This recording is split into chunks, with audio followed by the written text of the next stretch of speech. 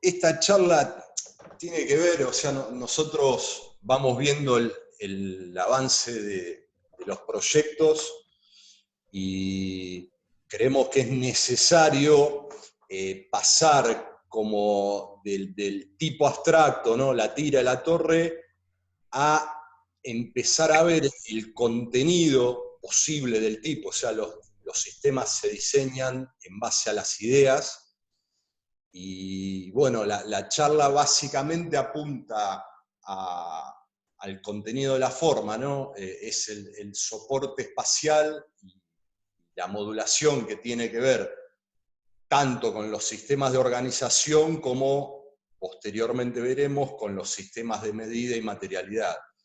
Y muchas veces se habla de sistemas y a veces está bueno definir de qué estamos hablando, ¿no?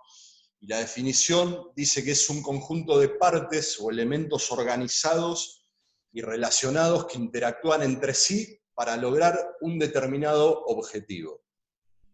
O sea, en nuestro caso ese objetivo es el hábitat humano, ¿no? O sea, en las escalas urbana, edilicia y celular. Y nosotros ahí, como didácticamente vamos pautando la información, nosotros hablábamos, o Roberto en las teorías, Daniel en la charla que dio, hablamos desde lo urbano y desde lo edilicio. Entre lo urbano y lo edilicio hay una relación que son los espacios intermedios. O sea, es como el uso del vacío, el uso público, semipúblico, que a eso vamos a seguir dándole rosca durante todo el proyecto. Y entre el edificio y la célula, que todavía Roberto no dio la teórica, pero ya vendrá, está lo que podríamos llamar como articulador o relación el sistema. Entonces, cuando hablamos de sistema, hablamos de eso. Yo acá sumé, que seguramente ustedes lo han visto, ¿no? El Abraken, donde el tipo investigaba, es un grupo de investigación holandés que investigaba el SAR, que es, los tipos pensaban en vivienda para las masas, ¿no? O sea, masificar la vivienda. Entonces, uno de los temas que desarrollaron fue los temas el diseño de los soportes, ¿no? Basado en zonas, márgenes y bordes. Eso, después si lo conseguimos lo vamos a subir, pero suponemos que ustedes ya cuentan con esa información. Y después metiéndonos un poco más adentro del sistema, todo deviene de las medidas humanas, ¿no? Entonces, lo mismo, el modulor de Le Corbusier, que desarrolla a partir de la sección áurea y a partir de los usos y la tecnología, desarrolla desde el edificio hasta el mobiliario, ¿no? La altura de un mueble de cocina, la altura de una mesada, las posiciones del hombre, altura de cielo raso. Digamos, si bien esto es como un avance para lo que estamos viendo, pero son todos los temas que tienen que ver con el barrido de la escala macro a la escala micro. Acuérdense que dijimos que nosotros proyectamos desde la ciudad hasta el detalle constructivo. Entonces, vimos la definición general. Yo digo, si uno tendría que definir un sistema edilicio, tiene como ciertas pautas, ¿no? O sea, son un conjunto de elementos identificables conformadores de una totalidad estructurada que siempre y en todos los casos es mayor a la sumatoria de las partes. O sea, la totalidad siempre es superior a la suma de las partes. Y cada elemento se puede ver como un sistema en sí mismo, articulado y relacionado a partir del diseño de los subsistemas. Cuando nosotros analizamos los usos, analizamos la estructura, los húmedos. Todo eso son los subsistemas. Y entonces ya, cuando hablamos de sistema arquitectónico, podríamos decir que nos concentramos en los subsistemas espacial y circulatorio que conforman un sistema complejo de alto rendimiento. ¿Por qué? Porque buscamos minimizar núcleos y superficies de circulación en relación a la organización espacial. Buscamos optimizar superficies, perímetros de envolvente y posibilitar variaciones en la organización. O sea, nosotros vamos a ir en busca de un sistema que en definitiva nos posibilite la flexibilidad. ¿A través de qué? A través de modular y dar medidas y que las partes fijas, ya sean estructura o sistemas de infraestructura, nos permitan que el espacio sea flexible. Eso lo vamos a ver cuando veamos la escala celular, pero un poco es un adelanto. Y ahora, nosotros un poco la idea de esta charla es que sea instrumental, que a ustedes les sirva para rápidamente bajar al proyecto. Nosotros hablamos de dos tipologías. En esta lámina, le llamo yo, otros le llaman filmina, vamos a hablar de la tira, ¿no? Y la tira, bueno, ya habíamos definido que es un elemento de organización lineal, de ocupación perimetral, donde nos interesa la forma, o sea, cómo es el cero, el acceso, el núcleo, la posición del núcleo dentro de la tira, la jerarquía, si hay uno o más núcleos, y el rendimiento total del sistema. Cuando nosotros empezamos a ver teoría, vimos el Sherwood, y el Sherwood analiza a partir de lo celular. Entonces, el autor habla de viviendas con un frente libre, viviendas pasantes, o sea, con frente y fondo libre, y viviendas en esquina. La posición de esas viviendas en el sistema, o sea, si está en el centro de la planta, en una zona de núcleo o en un borde, cambia la característica de la célula. Entonces, vamos a tener sistemas parciales, que son los que tienen pasillo y dúplex o triplex, o según la forma de pile, y vamos a tener resoluciones puntuales en la zona de núcleo o remate de las tiras. Después nosotros hablamos de la simple crujía, que es como que tiene un rendimiento del 50% porque abastece a media planta, digamos.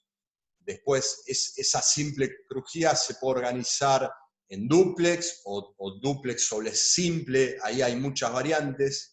Después tenemos los sistemas de doble crujía, que rinden el 100% con respecto a la circulación, porque entrás a ambos lados del corredor a vivienda y ahí trabás dúplex sobre simple, o sea, ahí hay que ver cuál es la mejor traba.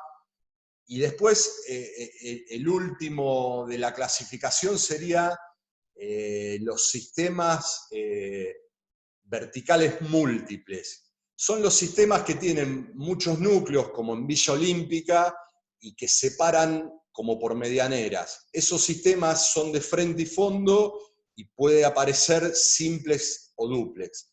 Nosotros no lo utilizamos tanto por un tema de rendimiento, pero sí nos pueden servir para resolver las distintas escalas, porque quizás uno la jerarquía la tiene en una tira doble banda, pero contra la medianera hace un enchape de 2 o 3 pisos que no necesita un sistema tipo Marsella de rendimiento. Quizás son sistemas más parecidos a los de diseño 2, que con una escalerita puedo entrar a 2 células. Entonces, nos vamos a concentrar, cuando ustedes tengan que empezar a proyectar los sistemas, en todo este tipo de cosas que tiene que ver con el soporte espacial y en qué queremos lograr, porque atrás de los sistemas están las ideas. Si yo quiero organizar un edificio en torno a un patio y a ese patio le van a dar todas cocinas y baños, ese patio va a ser un patio de servicio. Entonces, si yo quiero jerarquizar el patio, tendré que buscar sistemas que le den espacios de primera al patio y ver cómo resuelvo el frente. Nosotros hasta ahora hablamos como en el zócalo superior, que tiene que ver con los conceptos abstractos. En el zócalo inferior están las referencias, ¿no? La arquitectura concreta, y en el medio está la producción del taller. Yo puse trabajos aleatoriamente, ¿no? Porque en realidad lo que quería era, como en esta lámina, era ver qué posibilidades nos daban los sistemas y qué forma tenían las tipologías. Entonces, uno podría decir en un primer momento que con una tira puedo pensar en un edificio aislado como Marsella, que también puedo pensar en la suma de tiras, o sea, una tira con una tira paralela que me puede organizar una calle, y puedo terminar organizando una L, una C o una trama. Ya una trama sería como una suma de tipologías para resolver las distintas escalas. Entonces, cuando yo defino mi idea de proyecto, ¿no? Y defino que voy a laburar con una tira aislada o con una trama, me va a condicionar cómo se organiza. ¿Por qué? Porque una tira aislada, lo que uno decide es si el núcleo va al medio, en una punta, o cómo es el pasillo. Ahora, cuando yo voy componiendo formas con las tiras y voy tocando medianeras, como hace Piano en París, ya los sistemas no son puros.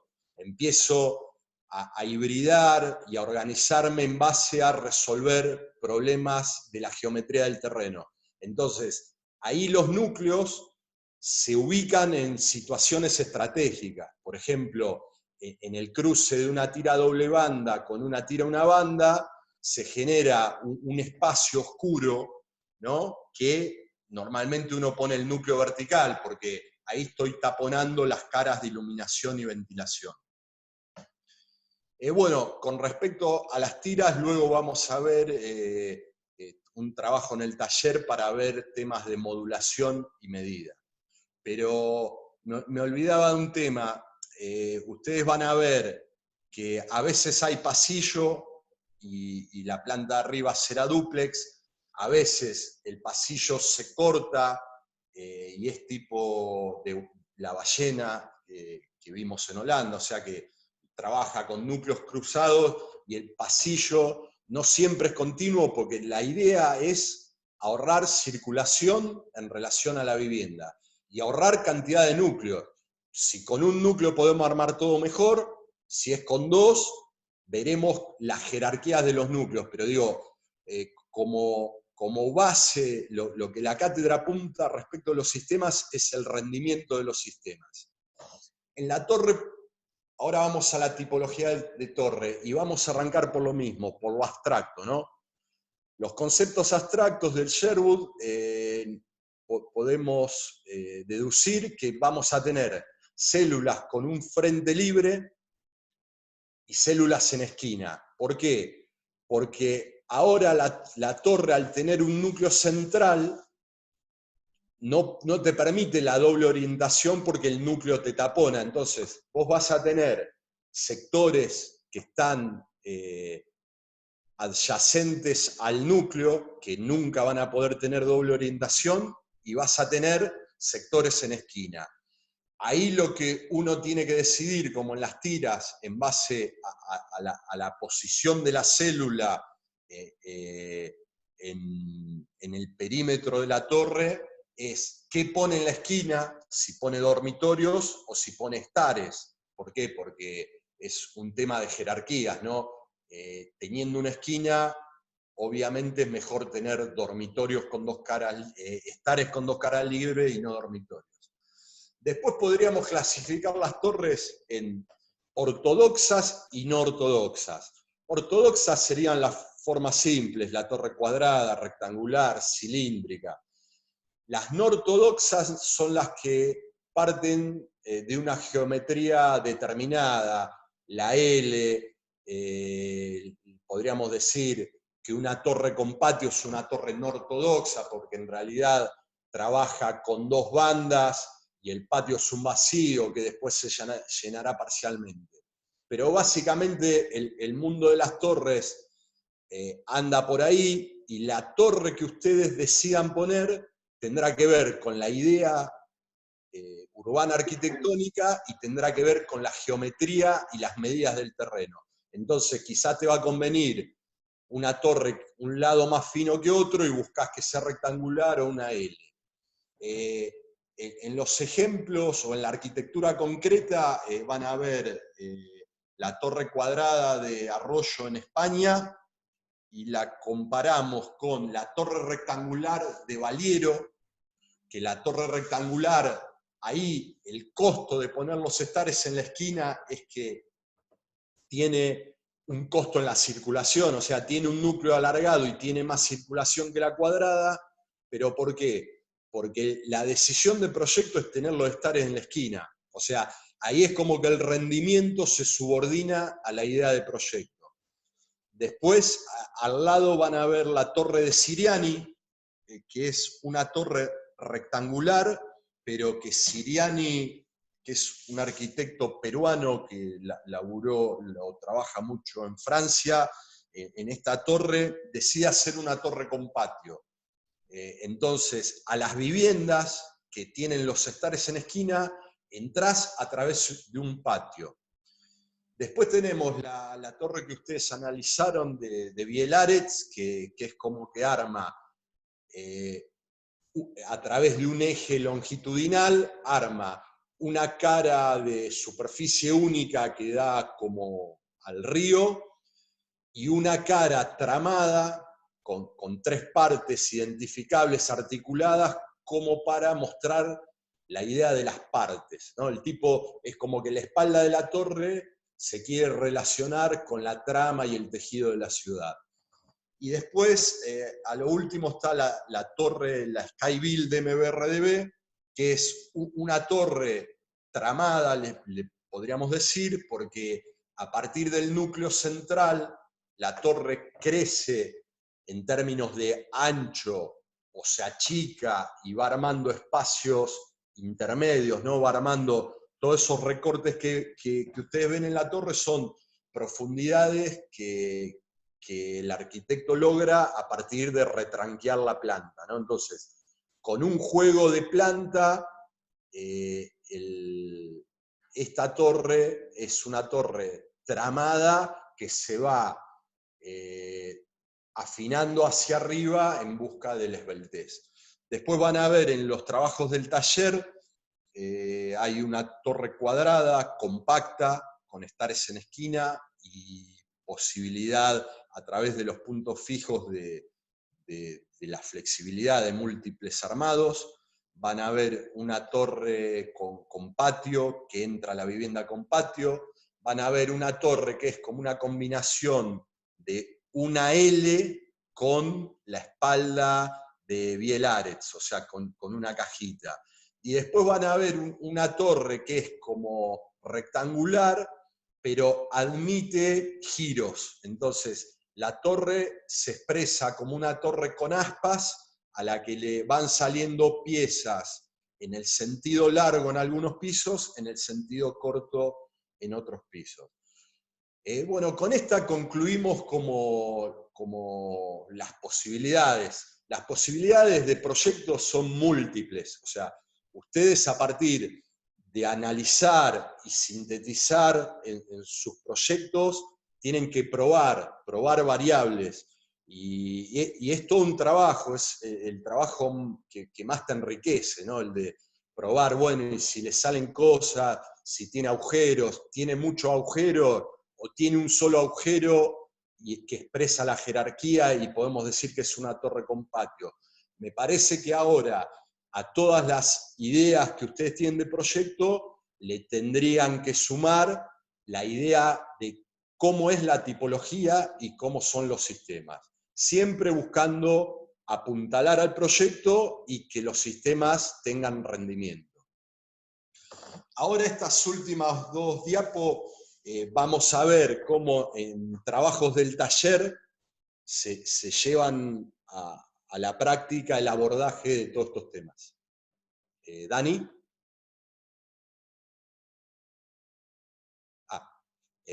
Bueno. 5 minutos, Leo. Dale, dale. Acá yo lo que queríamos mostrar son dos ejemplos, uno de tira y el que viene de torre. Acá en la tira ustedes pueden identificar claramente la organización modular en base a cómo organiza la vivienda, cómo pone los núcleos, tiene pasillo cada 3, es un sistema tipo el Corbu, pero que la vivienda atrapa tipo BIG.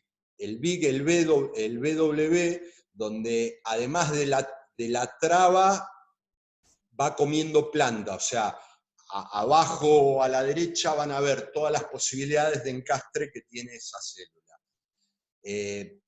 Y un tema que por ahí les puede servir ahora, cuando ven la planta de techos, esto es una tira doble banda que tiene en paralelo un enchape a medianera y organiza una calle. Es un eje vacío donde se accede a la tipología. En el caso de torre, bueno, esta torre es del 2018, un terreno en Buenos Aires. Lo interesante de esta torre es que es un terreno entre medianeras, entonces trabaja con enchapes, como si fuera la embajada de Coljas, enchapa la medianera y libera la torre.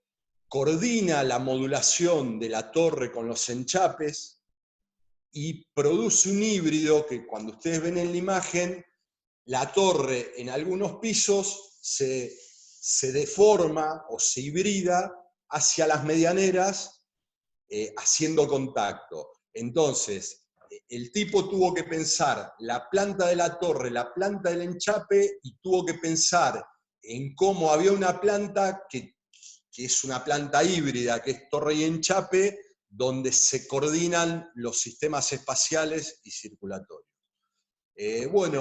Estamos terminando. El desafío que tienen ustedes por delante es el desarrollo del proyecto, que tiene que ver con todos estos temas que, bueno, hoy tocamos de manera resumida.